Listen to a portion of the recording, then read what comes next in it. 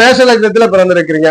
6ஆம் இடம்னா பொதுவா அவயோக பாவம். இங்க சூரியன் இருக்கிறார், நன்மை உண்டு. ஜாதகர் பூர்வீகத்தை விட்டு வெளியில போடும், பூர்வீகத்தை விட்டு வெளியில இருக்கும். இந்த சூரியனுக்கு அரச கிரகம் என்பதனால பெரும்பாலும் அரசாங்க வேலை, அரசாங்க அதிகாரங்கள் கிடைக்கும். அல்லது பழமையான நிறுவனங்கள், பல ஆண்டுகள் இருக்கக்கூடிய பெரும் சாம்ராஜ்யங்கள்ல நல்ல வேலை கிடைக்கும். வேலை கிடைக்கணும்னா புதனும் வலுத்திருக்கணும். இது பொதுவா சூரியன் இருந்து அங்க புதன் இருக்கிறதுக்கு வாய்ப்பு இல்லை. இப்படி எல்லாம் இருந்தாருன்னா பெருமையோகம், பூர்வீகம் தான் இருக்காது, நல்ல வேலை நல்ல அதிகாரங்களை கொடுத்துரும். அது போல புதன் இங்க இருக்கிறாருனாலும் நல்ல வேலை அதிகாரங்களை கொடுத்து விடும், பெரும் அதிர்ஷ்டத்தை கொடுத்து விடும். 6ஆம் இடத்துல சூரியன் இருக்கிறது யோகம், ஆனா பூர்வீகம் இல்ல.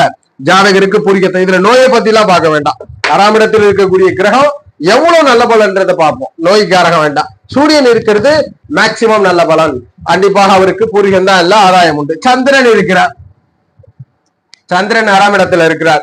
சுகஸ்தான அதிபதி 6ஆம் இடத்துல. சந்திர தசை, சந்திர புத்தி, சந்திர அந்தரம் வருதுன்னா ஜாதகருக்கு நோய்வாய்ப்படுறது அல்லது ஏதேனும் ஒரு சிரமமான ஒரு வியாதியை கொடுத்துரும்.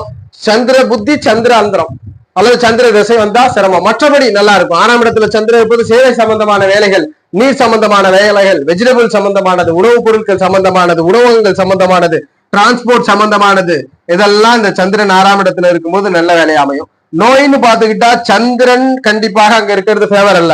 சந்திரன் நல்ல வேலை கொடுத்தாலும் உடல் பிரச்சனை, சுகஸ்தானாதிபதி யாரில் மறைவதனால சிரமங்களை சந்திர தசாபுத்தி காலங்கள்ல கொடுக்குது. ஒருவேளை சனி பகவான் ஜாதகத்துல வலுவா இருக்கிறார் அப்படின்னா கடனை கொடுக்கும். சனி பகவானுடைய வலு குறையும் பொழுது அந்த இடத்துல நோயை கொடுத்துரும். சந்திரன் இருந்தா. செவ்வாயே இருக்கிறார், லக்னாதிபதியே இருக்கிறார், ஆகுமா?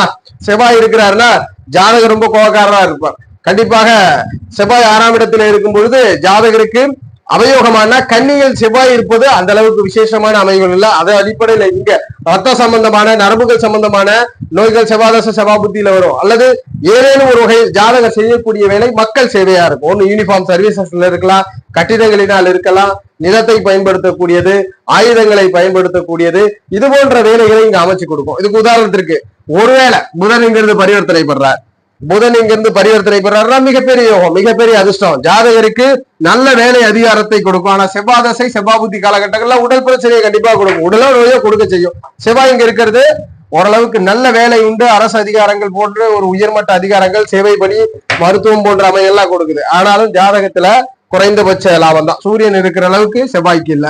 ராகு இருக்கிறார், ராகு 6ஆம் இடத்துல மேஷ லக்னத்துல. நல்ல விஷயம், ஒப்பந்தங்கள் கிடைக்கும், கான்ட்ராக்ட் கிடைக்கும், யோகமான அமையும். ராகு இருக்கிறது யோகம், கன்னி ராகு இயல்பாக யோகம்.